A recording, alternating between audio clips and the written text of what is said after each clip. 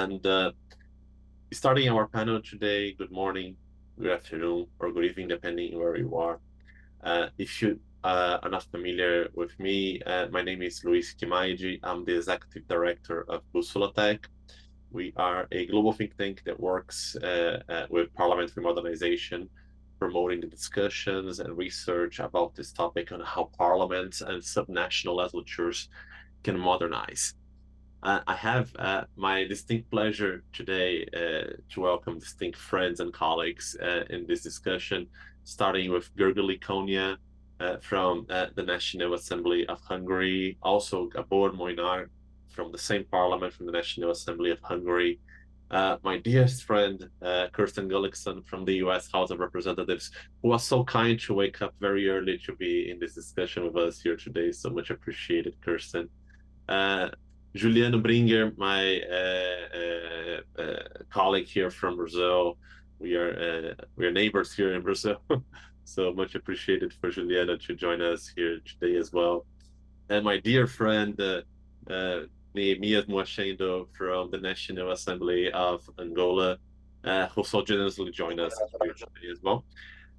The topic of our discussion is we're going to discuss how to introduce legislative information management systems in parliaments.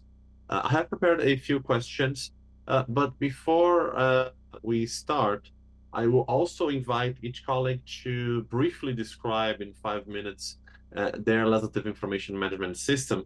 But before that, I'd like to yield the floor to each one of you, very briefly, in 30 seconds to 1 minute, to introduce yourself for the colleagues. If you allow me, I'll start with Gergely and Gábor. Gergely, would you like to introduce yourself for the colleagues? Thank you, Luís. Hello, everyone. My name is Gergely Kónya. I work as a legal advisor in the Department of Information and Document Management within the office. And during this discussion, I will give insights into the office's AI usage, and my colleague Gábor will speak about the other topics. It's important to note that we are not IT specialists, so we can only approach the topics from a user perspective. Gábor? Gábor, hello and welcome, please. everyone. Hello and welcome, everyone. Thanks for the invitation, Luís. I am very honored that I can be here, and I work in also the Department of Information and Document Management unit. And about myself, I am one of the experts of our law-making system, the Parlex system, and I teach this system for MPs and for their experts. And I also have for users in daily technical questions about our lawmaking system. And sometimes I need to presentate about our system. So that's why I am here, and welcome everyone again. Thank you very much, Gábor. Kirsten, would you like to introduce yourself for the colleagues as well? Thank you, Luís, and thank you for the invitation to participate, and good morning to all my panelists. As Luís said, my name is Kirsten Gullickson, and I work in the Legislative Computer Systems Division of the Office of the Clerk in the United States House of Representatives. I lead our quality assurance team, and we focus on analysis, writing user stories. So we focus on analysis, testing, and product support. We do support our drafters in our legislative drafting software. I also lead efforts around legislative data standards and system modernization, where I coordinate the Congressional Data Task Force. And this is our legislative branch or cross-organization group that is focused on making congressional information more structured, accessible, and interoperable. So again, it's a pleasure to be here this morning on this panel, and I'm looking forward to learning from all of you. Thank you very much, Kirsten. Thank you. Just before we proceed, Juliano, tem globozinho na parte de baixo, e aí você vai clicar, ele chama Interpretation. Aí você escolhe português. And now I would like to invite Juliano to introduce himself. Juliano? Agradeço, Luís. Bom dia a todos. Quero cumprimentar a todos e expressar que é uma satisfação poder estar presente aqui nesse painel e também poder representar a Ágape, agradecendo aí o convite do Luís, que tem sido parceiro e amigo aí nessa jornada, né, Luís? E aos demais representantes deste painel. Me chamo Juliano Bringer. Atualmente eu estou como diretor de tecnologia da Ágape Consultoria. Já atuei por 15 anos no Poder Legislativo Municipal, então tenho uma certa experiência com o Poder Legislativo no Brasil, sendo que nós temos aí 5.500 municípios brasileiros, e isso é algo impressionante, né, para o Poder Legislativo e a experiência que o Poder Legislativo nos traz ali quando a gente atua nele. Atualmente eu ocupo o cargo de diretor de tecnologia da Ágape, e a Ágape Consultoria, ela tem trabalhado para inovar e trazer soluções para o Poder Legislativo no âmbito nacional. Temos aqui vivido transformações em poderes legislativos, como nas assembleias subnacionais, né? Do estado de Goiás, do estado de São Paulo, são algumas referências do nosso trabalho. Thank you, Juliano, for your introduction. My friend Neemias, please, if you want to introduce yourself as well for the colleagues.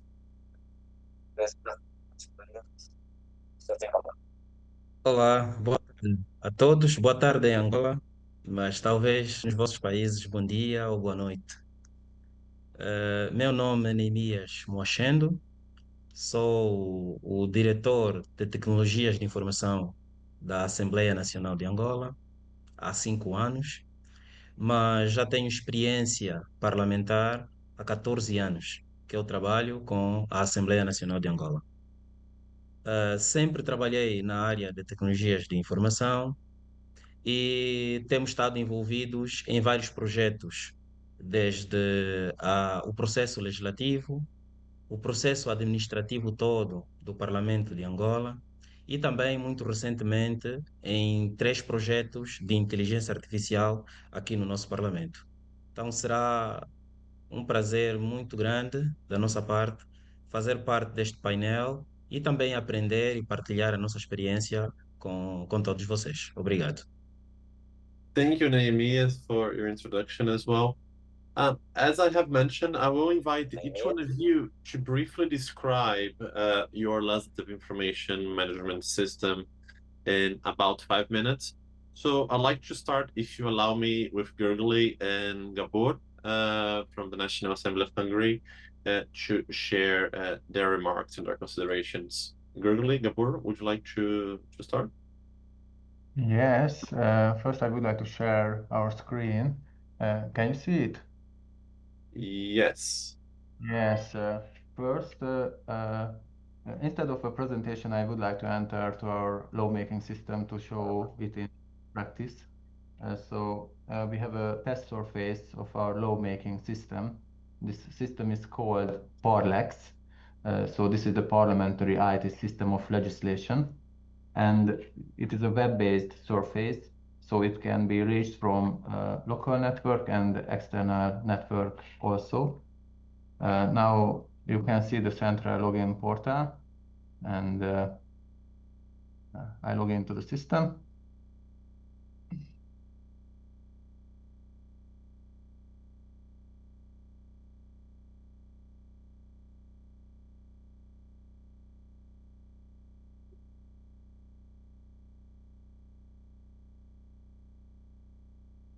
So after I log into the system, in the left upper corner, you can see draft menu item. And if I click on this menu item, here you can see my draft.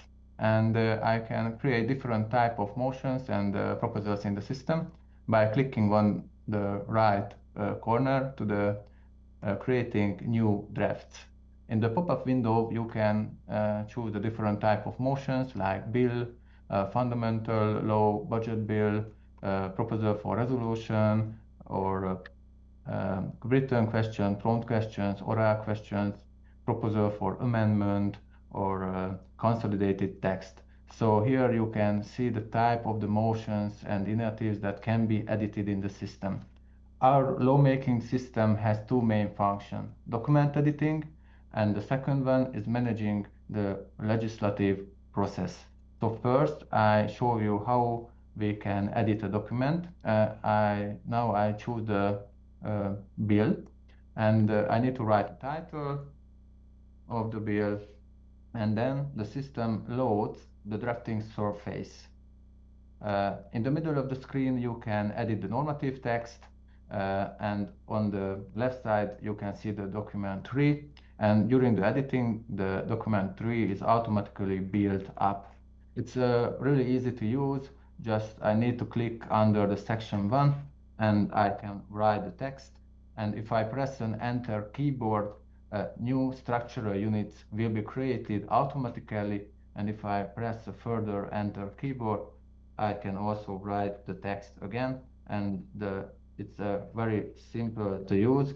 And during the editing, during the creating of the normative text, you can change the type of the structural units by the type selector. You can change it to a paragraph, you can change it to a point, to a subpoint. So it's very easy to change the type of the structural unit. Now I am writing paragraphs, and it's very important that you need to write the reasoning in the system, the general and detailed reasoning. Here you can write the general reasoning, and if you mark which section, you can write the detailed reasoning also. And during the editing, you can make codification check, and if there are any drafting errors, the system doesn't allow to submit the bill, to submit the proposal, because there are empty structural units, there is no reasoning, there is no submission letter. And there is a very, very good function of the program, and this is the last which I show because I have no more time. We can, if you would like to re-regulate an act, if you would like to amend a promulgated act, we can search it and add it from the official Hungarian legislation database. So this is the searching box. I can search from the Hungarian legal legislation database. I can search it and I can add it. And now the system loaded the promulgated act, and it's very easy because the system loaded the documentary and the text of the act. And now you can see the current status of the act. And it's very simple. I need to add a future status. It will be the entry into force. It will be the come into effect of the amending provisions. So if I would like to amend the act in the next year, I set 2026, and this is a new status. And just I need to write into the text if I would like to amend, or I just need to delete one part of it, or I can easily add new structural units, and the system automatically generates into the bill the amending provisions. The system automatically creates sections, automatically determines which law is amended, which part, and the amending content is placed between quotation marks. So the drafting errors are minimalized by using the system, and if it is free of formal and editorial errors, it can be submitted easily. And we also use the system in the workflow by creating background papers, background materials for the committees, and it's very easy because the MPs have to submit the proposal for amendments in the system to the submitted bill. And finally, we make the consolidated text with the system because the system can mix the proposal and the amendments together easily and remembering the cross-references. Thank you very much.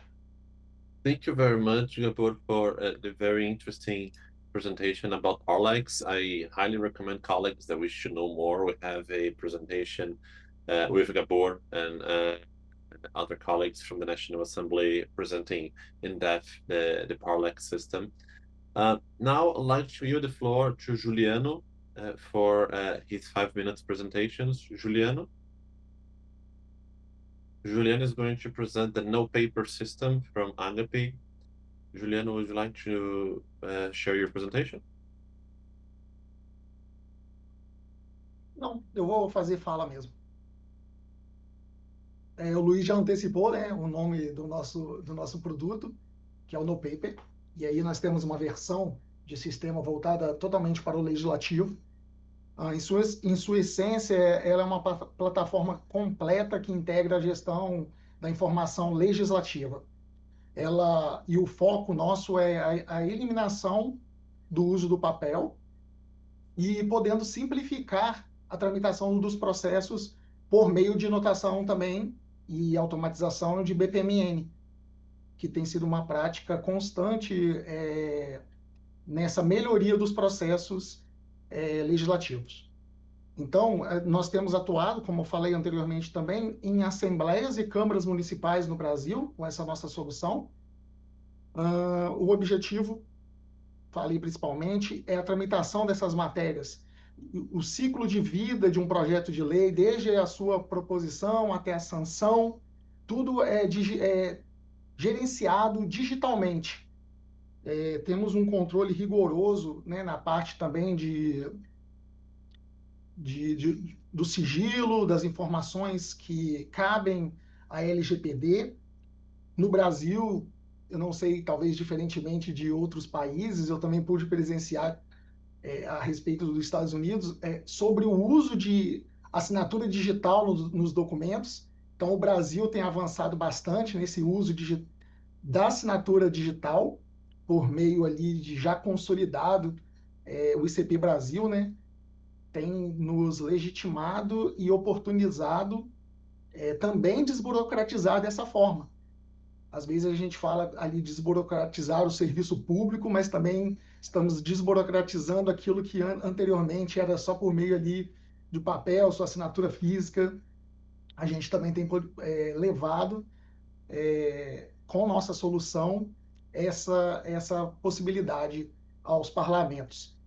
E o No Paper Legis não é somente uma ferramenta para a gestão do poder legislativo, mas ela também torna transparente as ações dos parlamentos para o cidadão. Então, todo o conteúdo produzido pelos parlamentares, ele é disponibilizado ao cidadão, desde a sua concepção. Na hora que, nas diversas proposições que existem, eles estão publicados e disponíveis a partir do seu início e tramitação no Poder Legislativo. Isso faz com que o controle social, as pessoas, né, o cidadão em si, ele tenha acesso de fato a essa produção legislativa e ele possa participar também das ações do parlamento por meio desse controle. Então, nós temos proporcionado isso aos nossos clientes e oportunizado também, utilizando de tecnologia de Business Intelligence, né? Transformando gráficos e painéis para que o cidadão também consiga ler de uma melhor forma essas informações. Então, esse é um pouco do que o No Paper Legis ele proporciona. Thank you very much, Juliano, for your presentation about No Paper. It's very good to hear how you're helping Brazilian legislatures to modernize and to phase out of in-paper process. I'd like to invite Kirsten Gullickson for her presentation about how they are working with this at the U.S. House. Kirsten, would you like to share your thoughts on this as well? Yes, thank you so much. I'm so excited about what I just heard. This is fantastic. I love that there's a system that Juliano talked about that is named No Paper. Here in the House, we have a tradition of paper, and we have a paper workflow. Our president still has to sign the bills into law. The president of the Senate has to sign, the Speaker of the House. And so we have a system that has the digital workflow on top of this centuries old paper. So just to name a system, no paper, has gotten me excited. And then our friends from Hungary, I saw two really great user experience things that you demoed. One is the structure of the legislation on the left-hand side of the screen, so that the drafter can always know where they're in their draft as they're drafting. And our legal drafters have the same concerns about being able to know where they are in our tradition, it's a section, subsection part, and so they like to know how far they are in that structure. And so you're showing that to them, which is our old drafting system, which is about 20 to 25 years old, doesn't always show them that structure as well as you just demonstrated. And the other thing that I liked about what you shown was that you have the current law and you could highlight what you were going to change, and then it wrote the amendment for you. We have a great discussion about adding that kind of feature into our editing environment. So I'm super excited. So thanks, Luís, for arranging this panel. I got excited already. But let me tell you a little bit about what we have here in the House. We have several interconnected applications and systems that together manage our legislative workflow and the drafting, both for the House and the Senate. And we have teams of people who work together to make sure that our data exchange works for the tool sets that are here in the House, here in the Senate, and in our government publishing office. So we don't just have a single application, but rather we have an ecosystem of tightly integrated services, platforms, data formats, and applications. Again, this supports every stage of the legislative process, from drafting, workflow management, to status tracking, publication, and then archiving, because we all know we need to archive. Collectively, they help us create and publish the official documents of record and to make them transparent, the actions of both of our chambers. Interesting enough, we do have a system that we just call the Legislative Information Management System, or LIMS. So I found that term, we can use it generally to mean all of our systems, but then in the House, we have a legacy system called LIMS. Within my office, the House Clerk's office, we operate this mission critical system. It's the primary tool that the clerk staff use to manage House legislative operations, record official actions, and of course exchange data with our legislative branch data partners. Much of the information you see on the website congress.gov, such as the status of our bills and resolutions, and on our website live.house.gov, which displays the floor activity when we're in session, are powered directly by the data from this single LIMS system. It's a legacy system. It was on a mainframe for years. We ported it to some other technology, and now we're slowly modernizing each of the modules, and we're running in parallel. And our modern system is a web-based application using modern tech stacks. Because these systems are so integrated across both chambers and institutions or other ledge branch organizations, interoperability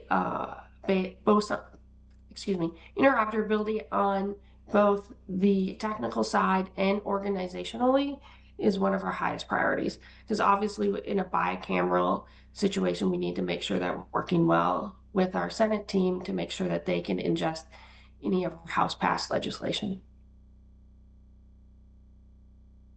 Thank you very much, Kirsten, for the very insightful presentation. It's very good to know how you were working on transitioning the House from the paper-based document system to a digital document system. I highly recommend colleagues to read. Specifically, we haven't published about this yet. Maybe that's something for us to do in the future, but there's a very interesting publication about the comparative print suite that Kirsten has led the charge, and I highly recommend colleagues to read about this. It's a very interesting project. And thank you very much, Kirsten. Neemias, would you like to share your thoughts on how you are working on the National Assembly of Angola with the purpose of creating a legislative management system? Sim, claro, amigo. Obrigado. Quando a Kirsten fez a explicação do sistema dos Estados Unidos, da Casa dos Representantes, eu ri-me porque em Angola também temos esse problema. Apesar de nós termos o sistema de informação legislativa, a presidente da Assembleia Nacional e os deputados ainda assinam documento físico. Isto porque nós não temos uma lei aprovada já de proteção de dados nem de assinatura digital. Então, nós da área de tecnologias de informação tivemos de desenhar o sistema e saltar este passo da informação legislativa, toda ela ocorrer sem documentação física. E nós desenhamos aqui 3 módulos. Para driblar essa situação, nós desenhamos 3 módulos. Um que é o módulo de gestão de tempo e fala, na sala do plenário. Todo o plenário da Assembleia Nacional de Angola, ele é digital. Não há papel dentro da sala do plenário. Toda a documentação das leis que entram para aprovação são digitalizadas, inseridas num sistema e depois os deputados, no ato da discussão no plenário, já não levam papel na sala do plenário. O ato de votação de todas as leis também já é sem papel. E depois nós temos uma publicação das leis aprovadas no nosso portal de internet, também sem papel. Eu vou demonstrar aqui como funciona o nosso sistema de gestão documental da sala do plenário. Se me permitir, por poucos minutos, vou partilhar a minha tela. Claro. Conseguem ver a minha tela? Perfeitamente. Perfeito.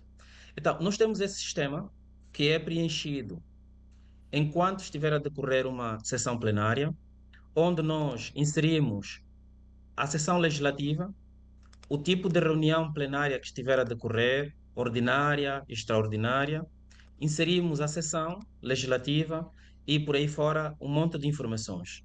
Depois inserimos também a grelha de tempo da reunião plenária, o período antes da ordem de dia, os requerimentos, a ordem de trabalho, o desenvolvimento e os participantes, todos os deputados que fazem parte no ato da votação. No final, quando nós inserimos, este processo todo vai gerar aqui um documento que eu vou já mostrar.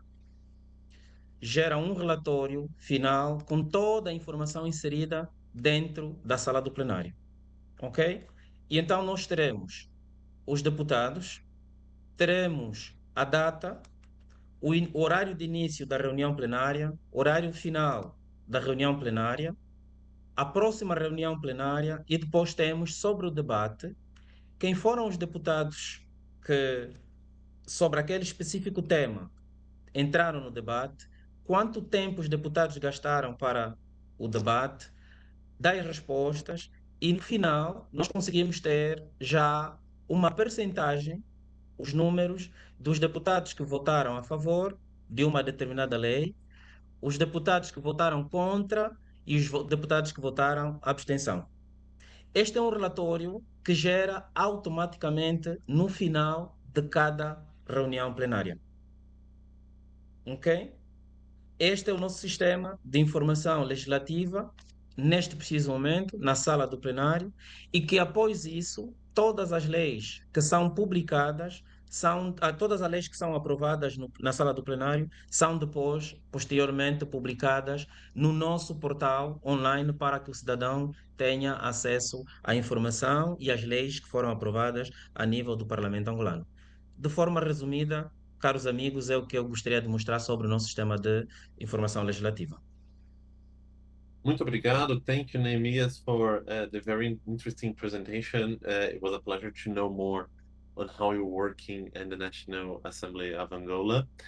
And I'd like to start posing a few questions to you, if you allow me.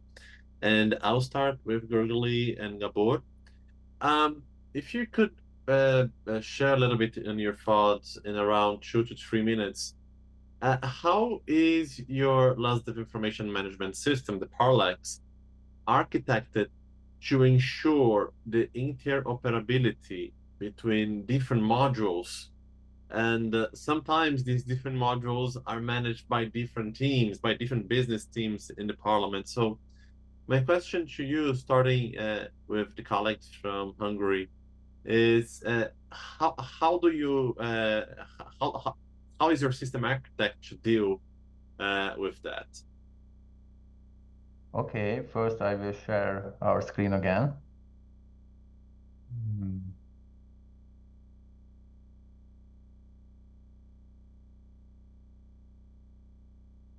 Can you see it? No. No, we cannot see that yet.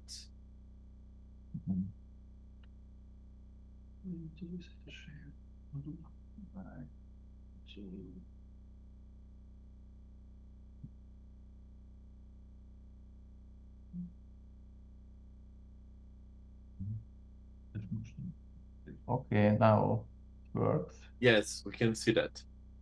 Okay, so in 2026 we started a new project. It's based on the Parlex system, and the Parlex became a model, a precursor of a bigger system, the integrated legislative system.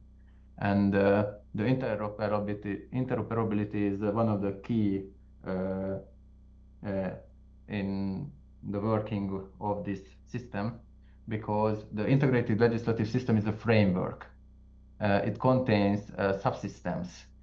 So the communication between the subsystems is a really, really important question, and how to solve it. Unfortunately, we are not IT developers or IT specialists, but I can speak about our system. So the integrated legislative system contains subsystems. One of the subsystems is the GovLex. And from that system, the whole legislative process is managed by the integrated legislative system, from the drafting till the promulgation. So not only the parliamentary section, the whole entire legislative process, from the government work until the promulgation. So the GovLex is supports the government workflow.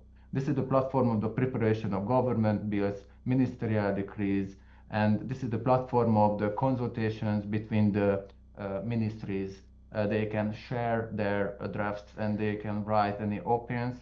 So it's very important that the GovLex is used by the staff of the ministries, and Parlex became a subsystem so it's manages the parliamentary process and workflow. And there is another subsystem. This is the LocLex subsystem, which is used by the local government by creating local decree legislation, local decrees. And the three main subsystem has a common module. This is the electronic legislative drafting system. This is the surface which I showed you in our presentation before. The three main, the parliament, the government, and the local government use the same drafting surface. So it unifies the codification method. And it's really important, but by using the drafting system, if it is a governmental bill, it's prepared in GovLex, and if it is a bill by MP or any parliamentary committee, it is prepared in Parlex, and the government bills can be transmitted to a special government Parlex user for submission. So it's really important that every proposal will be submitted in Parlex, but there is a communication way between GovLex and Parlex, and the parliamentary stage will go through the Parlex, and finally the adopted law will be transmitted to the Hungarian official gazette, to the Hungarian official journal. It's very important. By using the drafting system, we can edit, we can create a bill, we can adopt it by using the Parlex, and the final product, the act, can be transmitted to the Hungarian official gazette to promulgate the act, and finally the act will be published in our national legislation database, which is Hungary Free to Use Legal Code Act.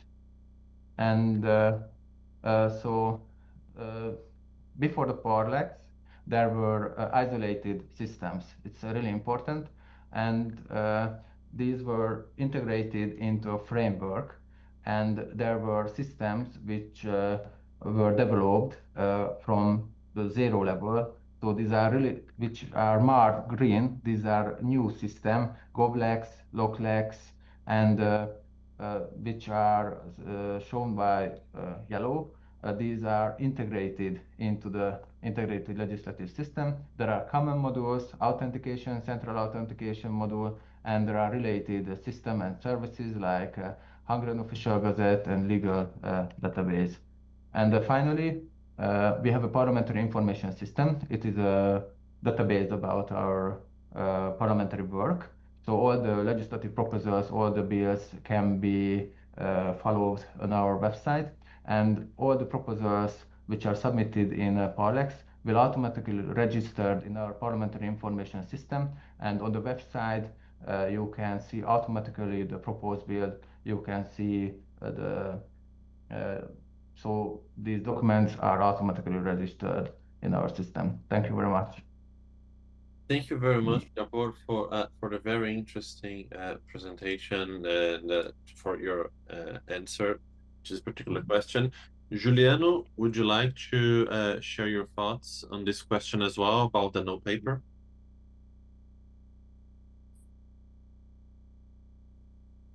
Sim, eu gostaria, Luís. Eu vou até fazer uma apresentação aqui, vou demonstrar a possibilidade, né, da interoperabilidade. Tá vendo minha tela? Tá extensa, tá só no navegador? Nós vemos a sua tela. No navegador? Sim. Sim? Sim.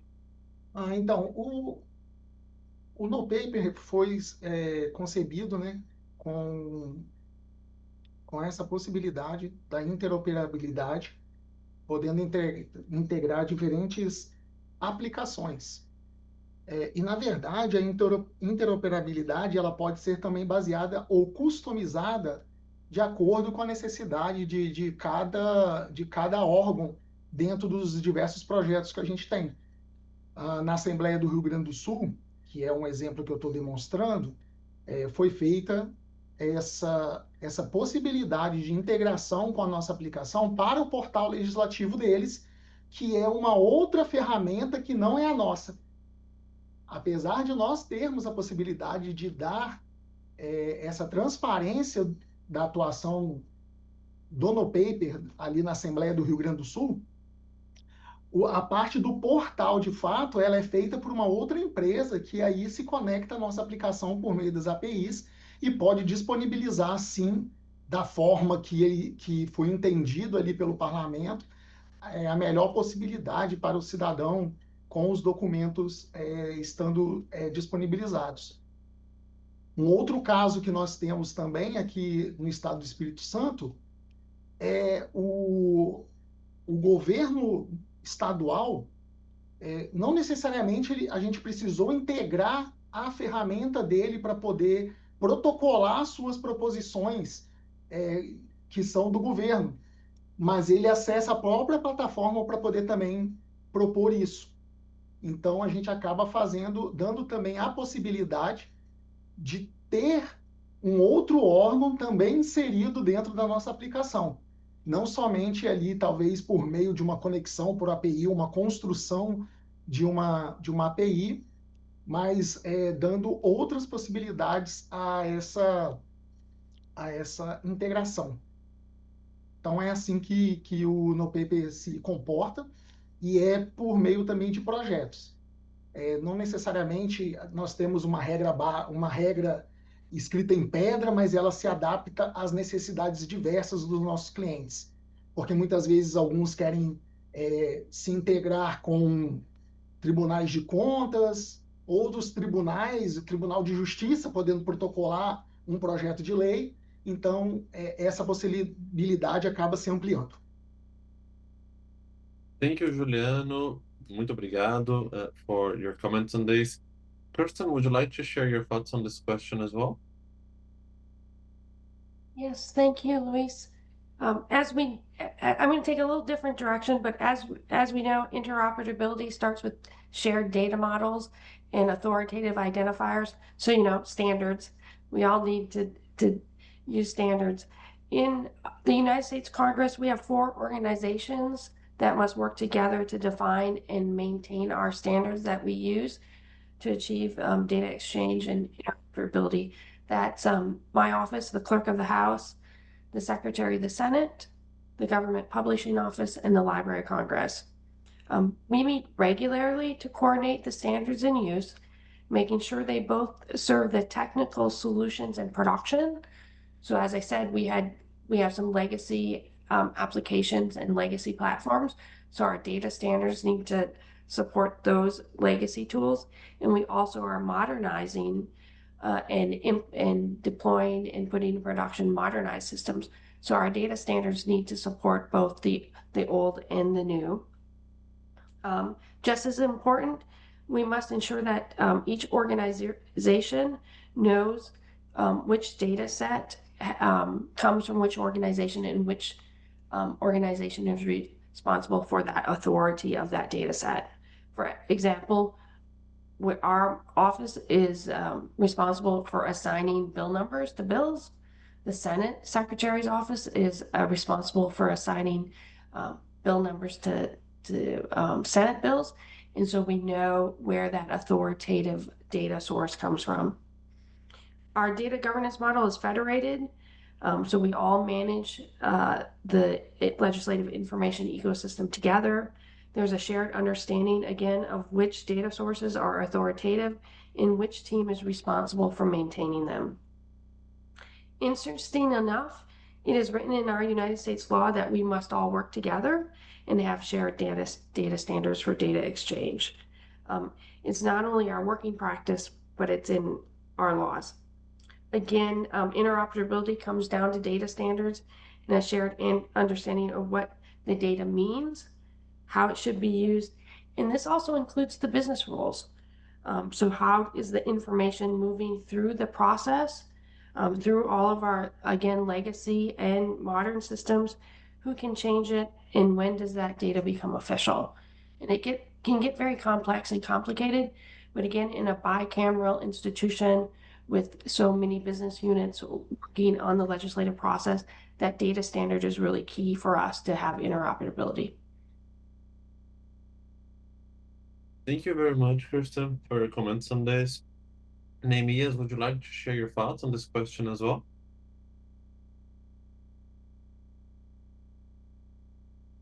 Sim, Luís. A nível do nosso sistema, nós desenhamos vários módulos e estes módulos foram concebidos, embora não todos eles estão desenvolvidos. Quando eu falo desenvolvimento de algum software, mas o nosso modelo de sistema de informação legislativa está desenhado de forma que possamos ter aqui vários grupos de trabalho, não só a nível dos departamentos da Assembleia Nacional, mas essencialmente para o governo. Então, nós no governo temos a imprensa nacional, que faz a publicação de todas as leis que são aprovadas na Assembleia Nacional, e depois temos as iniciativas legislativas do governo. Então, a nossa aplicação está preparada já com uma API, de forma que possamos receber toda a informação do governo e também toda a informação que sai da Assembleia Nacional de Angola para a imprensa nacional e posterior publicação. Neste preciso momento, a arquitetura está desenhada desta forma, mas ainda sem o funcionamento devido para a parte exterior da Assembleia Nacional de Angola.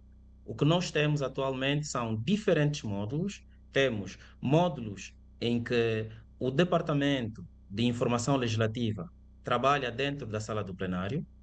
Temos um outro módulo para que o Departamento de Redação trabalhe logo após a reunião plenária. E também temos um terceiro módulo, que é o módulo de publicação no nosso website. Então, é importante garantir esta toda operacionalidade e integração de várias equipas, porque cada uma destas equipas tem um trabalho específico e uma forma diferente de trabalho. Recentemente, uma universidade em Angola solicitou-nos também que nós tivéssemos condições de, no futuro, podermos disponibilizar todos os dados em formato XML, e a nossa equipa de desenvolvimento está a trabalhar agora para que possamos entregar todos os dados produzidos durante uma sessão plenária em XML para que os estudantes dessa universidade possam fazer o tratamento dos dados. Então, era isso que nós tínhamos para informar relativamente à interoperacionalidade dos dados. Obrigado. Thank you very much, Neemias. Muito obrigado for your comments. Well, now I'm going to our following question, but if you allow me, I had two more questions to make. I'll try to put them together for the benefit of time, given we have 20 minutes of discussions left. And merging these two, starting with Gergely and Gábor again, the first part of my question is, what data standards does your system rely on to structure and maintain legislative information? Meaning, are you using XML? Any particular standard for XML, like a Commentoso, for example? If you can comment on that. And secondly, how are you approaching the integration between your legislative information management system and, let's say, new generative AI solutions in your parliament? So if you can share your thoughts on these two combined questions between 3 and 4 minutes, that would be fantastic. Gergely, Gábor, would you like to use the floor?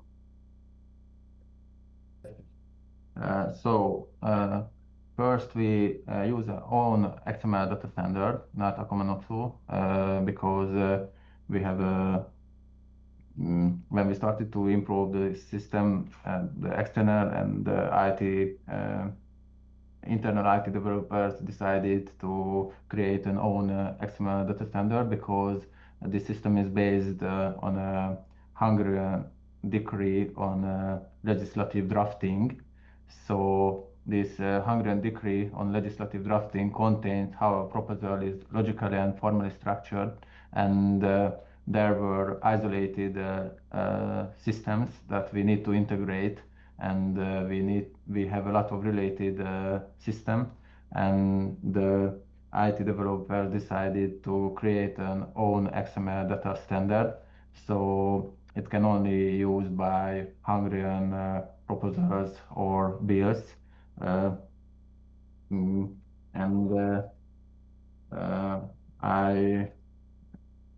About AI, my colleague Gergely will continue. Yeah, sure. So unfortunately, AI solutions have not yet been integrated to our Parlex system, but we are continuously examining the practical applicability of AI in various fields. Currently, we only use speech recognition system to transcribe plenary and committee sittings and debates. And as for introducing other AI systems, we are currently in the very early stages. Recently, however, the Directorate for Legislations has launched a new project to develop AI-based search capabilities in the parliamentary minutes. And so far, a working group has been set up to examine possible development directions. Thank you very much for your comments on this first question. Juliano, would you like to comment these two combined questions as well with your thoughts? Sim, gostaria de compartilhar. Nós temos estruturado, né, os nossos dados no formato XML.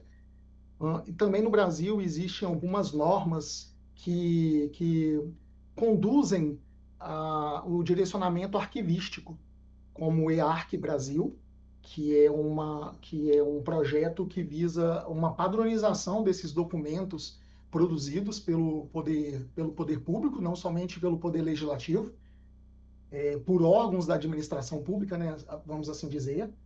Então, nós temos também fundamentado nessas leis que regem esse mundo arquivístico, bem como também na Lei 14.063, que traz segurança jurídica na tramitação de documentos para dentro da plataforma. A nossa experiência no uso de inteligência artificial tem sido utilizar da interoperabilidade para poder gerar assistentes que possam responder de forma natural a pesquisas do cidadão. Eu posso até demonstrar um projeto que nós estamos atuando aqui. Deixa eu pegar a tela. É justamente ali no Rio Grande do Sul. O Rio Grande do Sul, né, que é o nosso estado aqui do Brasil, ele é um caso bem emblemático, todos ficaram sabendo da catástrofe que ali aconteceu.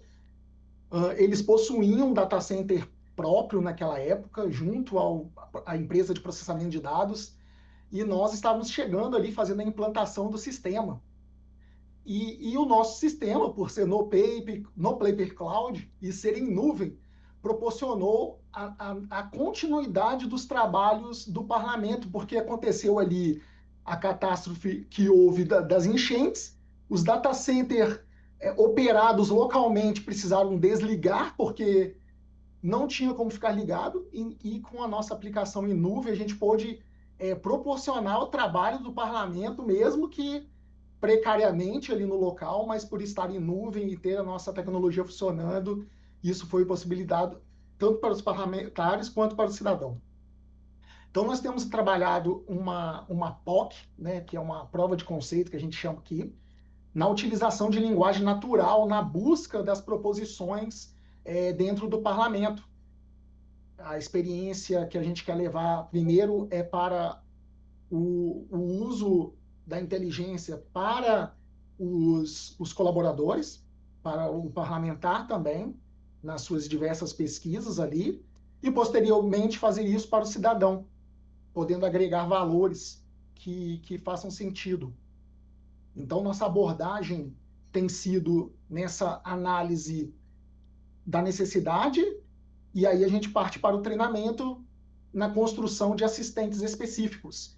Não necessariamente nós temos uma solução completa, assim como eu falei da interoperabilidade, nós temos uma solução pontual para cada caso, para cada poder legislativo, para cada atuação. Então, nós trabalhamos na construção e treinamento de assistentes personalizados, por exemplo, assistentes que tratam do regimento interno da casa, que possam trazer mais assertividade para os parlamentares no âmbito do seu trabalho em gabinete, podendo consultar o regimento, não só lendo, mas traduzindo ele em linguagem natural, perguntando. Isso aí a gente proporciona com que uma pessoa, talvez, que chega no gabinete nova ali do parlamentar, ela possa conseguir atuar já com o uso de IA. Nesse caso específico do Rio Grande do Sul, então, eu passo uma necessidade que eu quero na busca, eu aqui fiz algo bem pontual, liste as proposições que tratam sobre o uso de celular nas escolas, e aqui, às vezes, é algo bem discutido, como poderia ser também o uso de tecnologia. Vamos ver aqui, se alguém... tratam sobre o uso de tecnologias... uso de tecnologias. Vamos ver as proposições que podem ser listadas. Vamos fazer o teste ao vivo.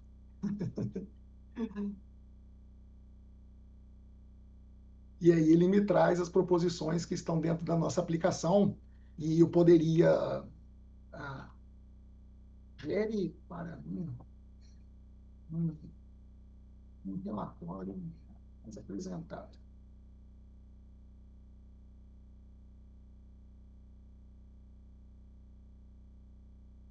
Ele entendeu um relatório mais apresentado colocando negritos. Tudo bem. É a forma que eu acabei perguntando para ela e conduzindo ela. Então, eu poderia estar dando inúmeras inputs em linguagem natural, fazendo com que o banco de dados, né, essa interligação por meio da API, pudesse fazer essa pesquisa. E eu tenho a possibilidade de, em várias situações, eu poderia falar assim, então tá, me liste somente as situações em retirada.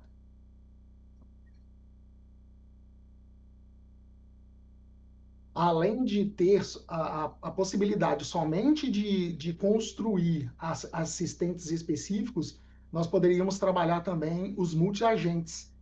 Então, ao mesmo tempo que eu estivesse trabalhando aqui, perguntando sobre as proposições, né, o que está tramitando dentro do parlamento, eu poderia também, como um cidadão, perguntar se faz sentido, talvez, aquela proposição com base no regimento, na lei orgânica, em alguma coisa que o próprio poder legislativo, o parlamento, possa proporcionar de inovação para o cidadão.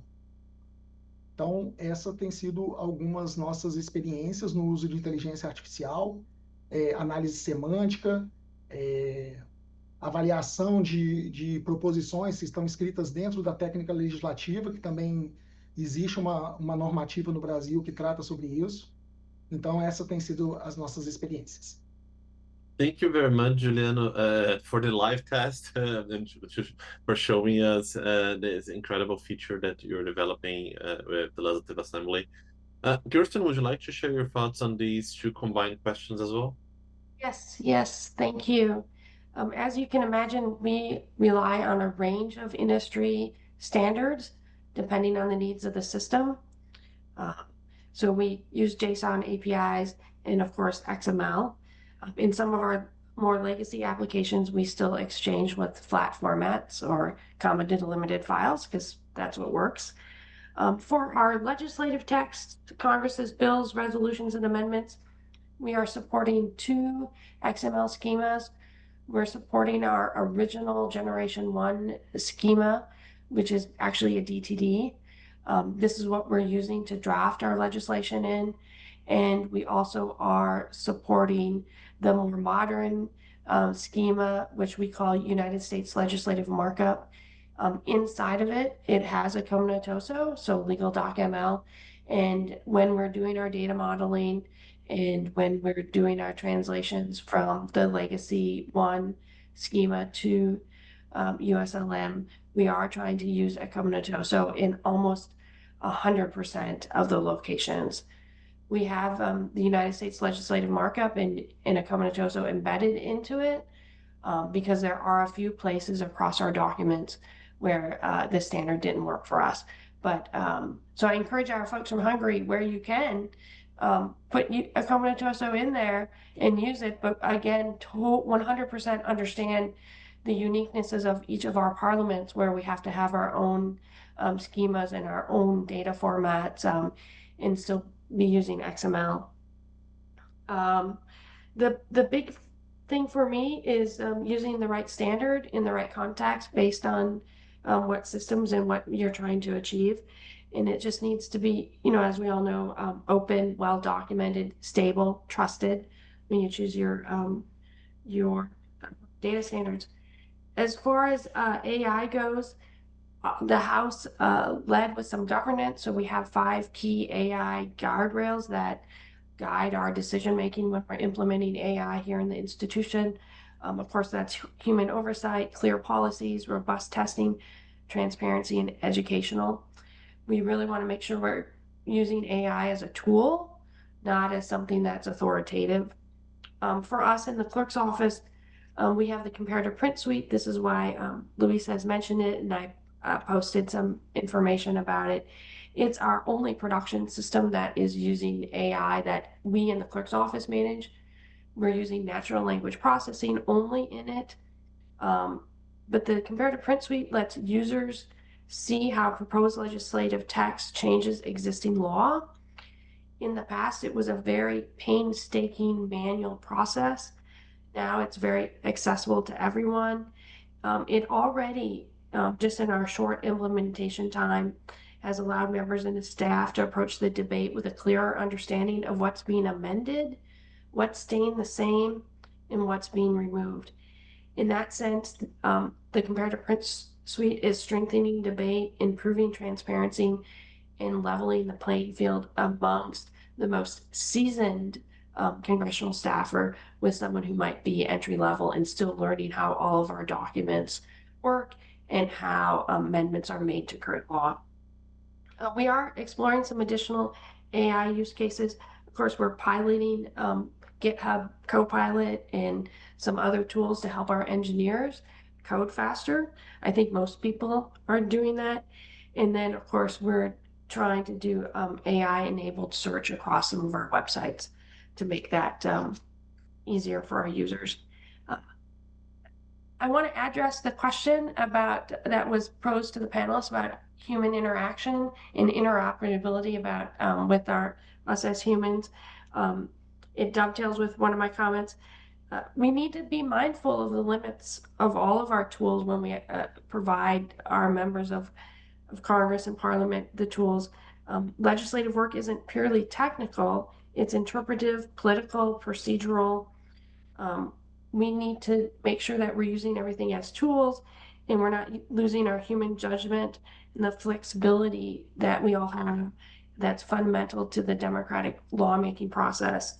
And so I do think that that human element is in understanding our business rules and how our laws are being made across our parliaments are really important. So transparency, oversight, trust, right? We need to make sure that our members of parliament and our members of Congress and their staff can trust our tools.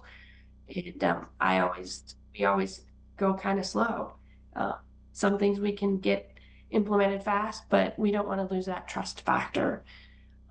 So anyways, those are my comments. Luis, thank you. Thank you very much, Kirsten, for your comments on this question. Neemias, would you like to share your thoughts on these two combined questions as well?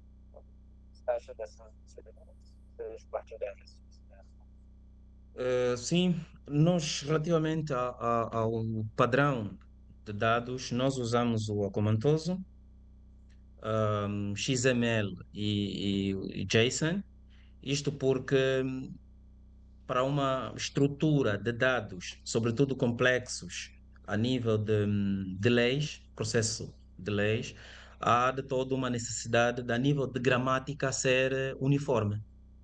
E então nós usamos XML, obviamente do standard acomantoso, para que os projetos de leis, as emendas, os relatórios das comissões, as votações e todas as leis publicadas tenham um padrão uniforme para que todos aqueles sites, os portais de dados abertos, possam fazer essa pesquisa dentro de toda esta matéria legislativa que é produzida aqui no Parlamento de Angola. Quanto ao uso de IA, nós começamos agora com um projeto, isto porque recentemente entrou, o ano passado, nós começamos no ano passado, com a entrada do Orçamento Geral do Estado. E como vocês sabem, o orçamento, quando entra para aprovação no Parlamento, são enormes folhas, muitas páginas e que essas páginas são difíceis para os parlamentares terem de ler todas elas. E só para terem noção, o nosso Orçamento Geral de Estado para 2026 entrou com 1.600 páginas. E os deputados não têm tempo para lerem as 1.600 páginas. Então surgiu aqui uma ideia de um projeto que eu observei com o João Lima do Brasil, que era para fazermos um resumo dos textos E então, neste preciso momento, nós estamos a trabalhar, o projeto ainda é piloto, em que os parlamentares podem inserir as 1.600 páginas e depois fazerem uma busca dos dados que lhe interessam. Por exemplo, se só interessam dados financeiros relevantes para a educação, o sistema de educação em Angola, o deputado faz essa pesquisa só para dados que têm a ver com a educação. Se interessam para a saúde, eles vão fazer essa pesquisa e dados só para a questão de saúde. Nós já começamos a testar esse projeto piloto. Este ano foi o primeiro ano que estamos a testar e estamos a começar a perceber como funciona e a ter resultados muito bons. Obviamente, carece de alguma maturação, mas acreditamos que no próximo orçamento de 2027 já teremos muito mais dados precisos e os deputados já poderão usar de forma mais frequente. Então, esta era a experiência que nós gostaríamos de compartilhar convosco. Obrigado. Thank you very much, Neemias, for sharing this incredible experience. And it's very good to know that you are also working with our dearest friend, João Lima, here in Brazil, who is making an incredible work in the field of generative AI. So thank you very much for sharing that. And colleagues, we are reaching the time of our panel discussion today. I'd like to give like strictly 30 seconds to each one of you, just so you can say your farewell. We cannot go beyond that, otherwise it would go beyond our time. But just for you to say your farewell messages. Gergely, Gábor, would you like to, in 30 seconds, say a final message? That's okay. So thanks for the thanks for the invitation again, and I would like to thank you very much. And all in all, I can say that in the Office of the Hungarian National Assembly, we are continuously improving our existing system, but the new era started, the AI era and the generative AI, and we are examining how we can implement these solutions. And thank you very much for your colleagues and for the other participants to share their best practices, and we hope it will be very useful for us. So thanks again. Thank you, Gábor. Gergely, would you like to say a farewell message in 30 seconds as well? Well, thank you very much for the invitation. It was a very informative panel, so thank you very much once again. Thank you, Gergely. Kirsten, would you like to say a final message in 30 seconds? Yes. Thank you so much. I am excited to learn so much from everyone and to see some of the tools that you're using. This is, I'm excited, and I want to definitely follow up and have deeper discussions about how the tools work and everything. And I just want to say what we all know out loud, that legislative modernization is not about technology all the time. It's about collaboration, standards, and trust that that underpins our institutions.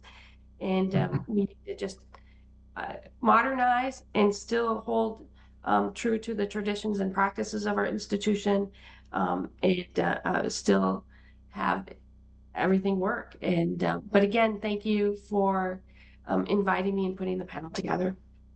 Thank you very much, Kirsten, for sharing so much with us today as well. Juliano, would you like to share your final message also in 30 seconds, please? Muito obrigado, pessoal, pela possibilidade de participar aqui com vocês.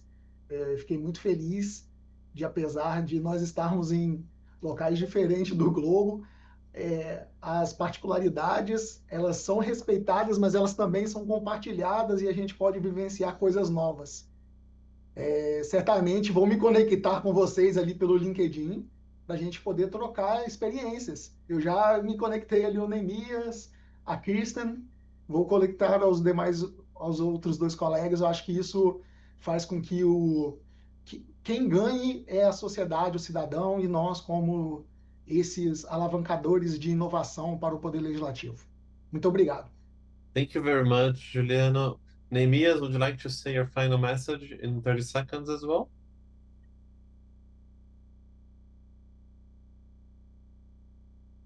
Sim, antes de mais agradecer ao Luís e à Bússola Tech pelo convite, agradecer a Kirsten, agradecer o Juliano, o Gergely e o Gábor por essa troca de experiência. Como disse o Juliano, parece que estamos distantes a nível de espaço físico, diferentes continentes, mas a linguagem parlamentar parece ser única. E isso é que nos une. Então, como palavra final, gostaria apenas de deixar aqui um conselho a todos nós, que possamos envolver todas as áreas. Eu sou da área de TI, mas quando estamos a desenvolver um sistema de informação legislativa ou qualquer outro sistema, nós envolvemos todas as áreas e o exemplo hoje é que o Gorger e o Gábor falaram de coisas que são de TI, algumas são de TI, mas eles trouxeram aqui para a nossa realidade, mesmo não sendo de profissionais da área de TI. Então, vamos continuar a trabalhar juntos. Obrigado. Gostaria de ter o contacto de todos vocês para partilharmos essas experiências no futuro e talvez colaborarmos e trabalharmos mais e mais. Obrigado.